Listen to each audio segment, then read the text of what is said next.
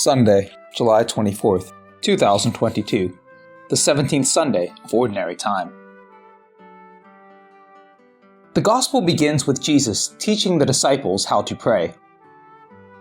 In the process, Jesus also explains to them the inherent nature of God, the features of a good prayer, the disposition required of the one who prays, and the mind of God who listens. Luke pictures Jesus as a prayerful person who connected regularly with his Father. I am particularly attracted to the transformation that happens to Jesus during his prayer, but we will look at that a little later. Let us first listen to what he teaches about prayer.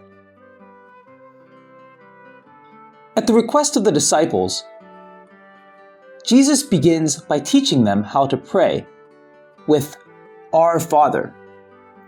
The prayer is addressed to a father of the whole human race.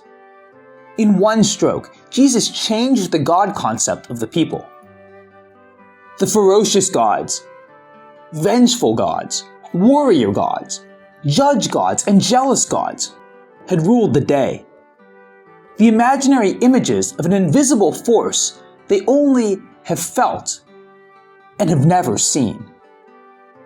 Here is God's own Son, coming down and teaching us, removing the misconceptions about that force that we were calling by different names.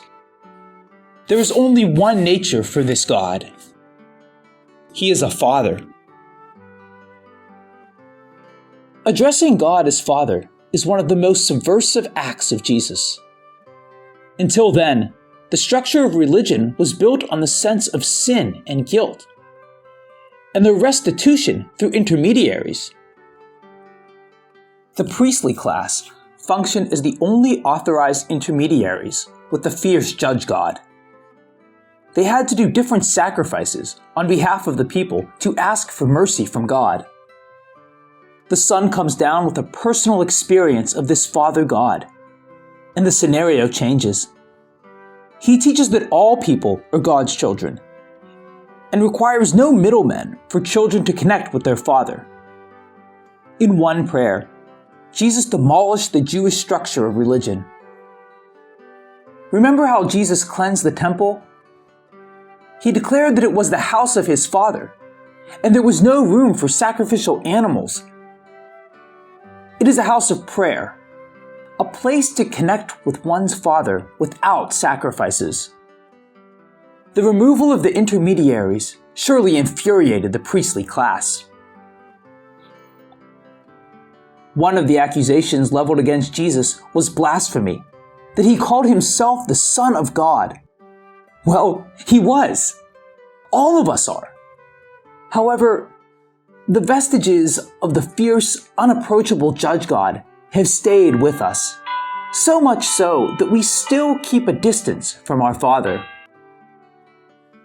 The three most poignant occasions of prayer depicted in the Gospels are the Transfiguration prayer, the prayer at Gethsemane, and the prayer at Calvary.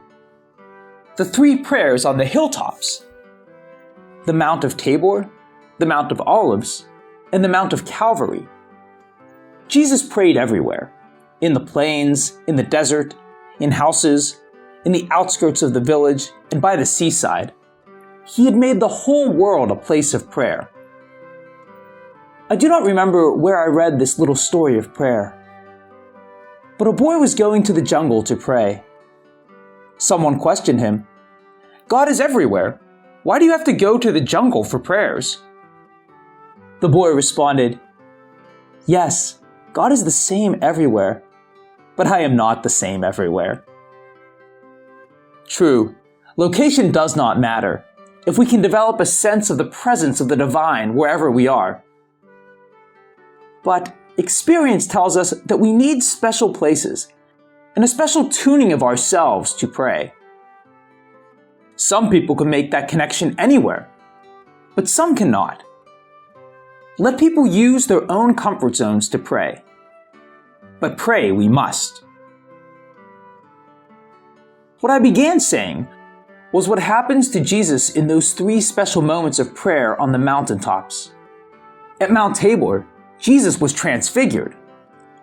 Prayer made a change in the one who was praying, a physical change. Jesus had a transformation. This is what happens in deeper prayers. The one who prays is transformed.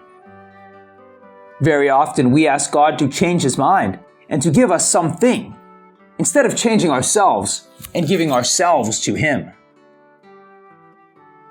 At the Mount of Olives, Jesus started praying for a benefit, to escape from the chalice of pain. He was afraid and was tempted to run away from it all.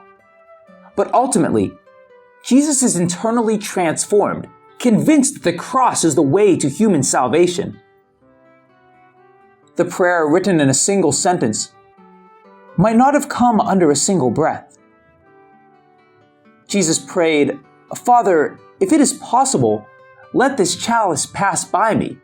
Yet not my will, but yours be done." It might have taken a time of personal transformation for him to say the second part of that prayer. "Yet not my will, but yours be done." Look at the phrase that he uses. It is the same phrase that he taught us through the prayer, "Our Father." Prayer is not just a verbal exercise, but rather a constant attitude in life. The prayer at Calvary is heart-rending, even for us who are far apart in time and space. Jesus cried out, my God, why have you forsaken me?" Then he undergoes one more transformation on the cross. "Father, into your hands I commend my spirit."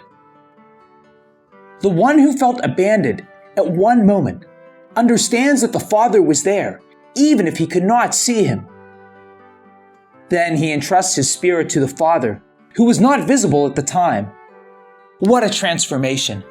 Jesus, who felt abandoned at one moment, now feels complete trust after some time of prayer. Every prayer is a self-transforming moment. If it does not change me, I need to begin changing my approach to prayer and my fundamental perspective of life. Any prayer we make without a willingness to change ourselves is empty.